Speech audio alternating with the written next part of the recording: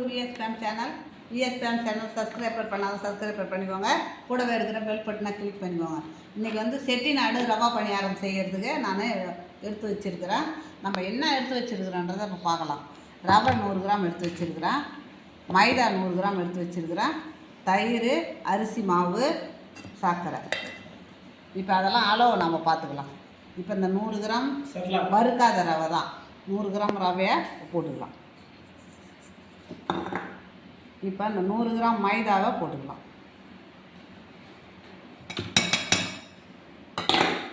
அதே மாதிரி அரிசி மாவு ஒரு 2 ஸ்பூன் அரிசி மாவு, தயிர் ஒரு 3 ஸ்பூன், இந்த மாதிரி கெட்டியான தயிராக தயிர். இப்போது இந்த சர்க்கரை ஒரு 50, அவ்வளோதான். இப்போ நம்ம இது தண்ணி ஊற்றி எப்படி ஊற வைக்கிறதுன்றதை இப்போ பார்க்கலாம்.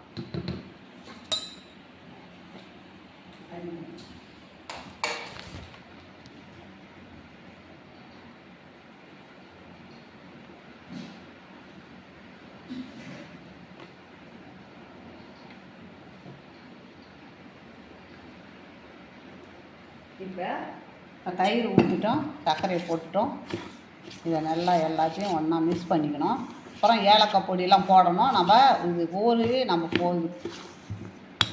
நம்ம பணியாரம் செய்யும்போது ஏலக்காய் பொடி போட்டுக்கலாம். ஏலக்காய் பொடி, கொஞ்சம் பேக்கிங் சோடா. ஏலக்காய் பொடியும் பேக்கிங் சோடாவும் நம்ம அப்புறம் போட்டுக்கலாம்.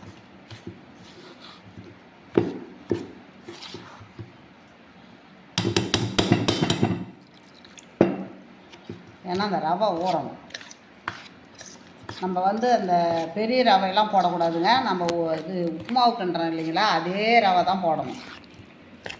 வெள்ளை ரவை தான், சின்ன ரவையாக இருக்குது பாருங்கள், அதை தான் போடணும். பிள்ளைங்க எல்லாருமே லீவில் இருக்காங்க வீட்டில். எதையாவது செய்து கொடுக்கணும், அதை கொடுக்கணும், அவசரமாக எதாவது.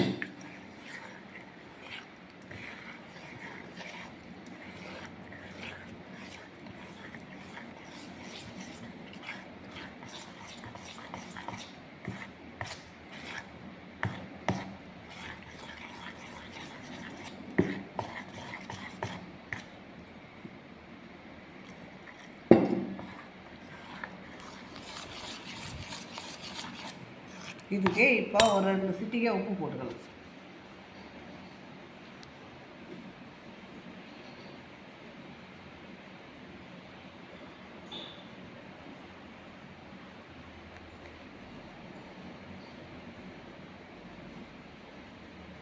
இந்த 2 சிட்டிகை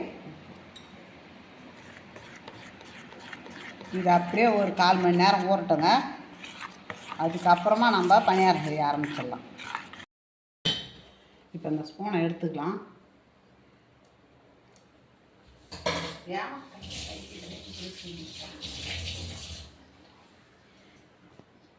இப்போ ஏலக்காய் பொடியை போட்டுக்கலாம்.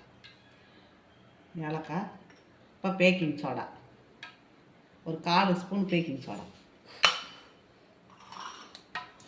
எண்ணெய் கடாயில் காயுதுங்க. கொஞ்சமாக தண்ணி,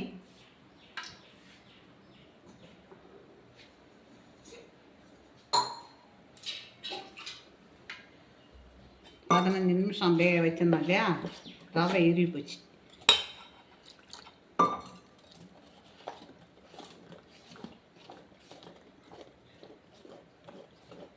நல்லா ஊறணும் ரவை, அதை ஊறிடுது.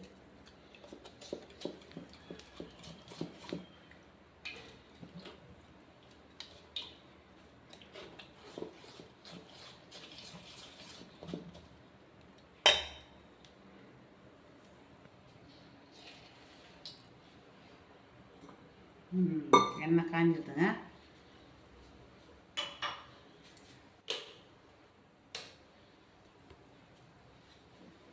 இப்போ நம்ம செட்டிநாடு பணியாரம் போட ஆரம்பிச்சிடலாம்.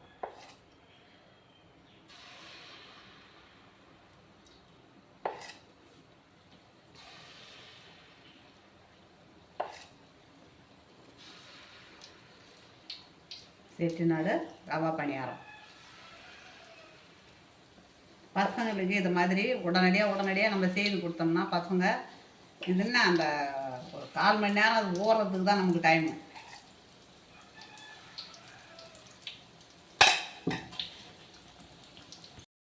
திருப்பி விட்டுக்கலாம்.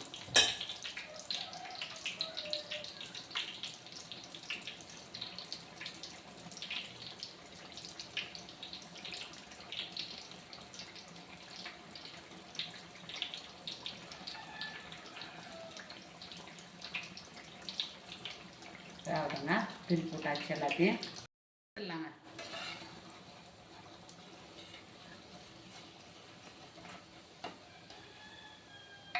பாருங்க சூப்பராக இருக்குது பாருங்க.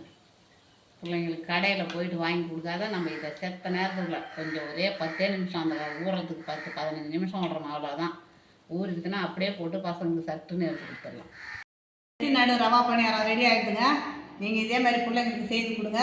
பசங்க வந்து வேணான்னு சொல்ல மாட்டாங்க. சூப்பராக இருக்குது பாருங்கள், அருமையாக இருக்குது பாருங்கள். இதுக்கு எந்த சைட் டிஷ்ஷும் வேணாம், அப்படியே சாப்பிட்லாம். பசங்க அப்படியே எடுத்து சாப்பிடுவாங்க. நீங்கள் அப்படியே செய்து கொடுங்க, ஒன்றும் நேரம் ஆகாது. இந்த மாவு கொஞ்சம் 10 நிமிஷம் ஊற வைக்கணும், அவ்வளோதான். ஊற வச்சு உடனே நம்ம செய்து கொடுத்தோம்னா பசங்க சாப்பிட்ருவாங்க. இது பிடிச்சிருந்ததுன்னா எனக்கு லைக் பண்ணுங்கள், கமெண்ட் பண்ணுங்கள், சப்ஸ்கிரைப் பண்ணுங்கள், கமெண்டில் சொல்லுங்கள்.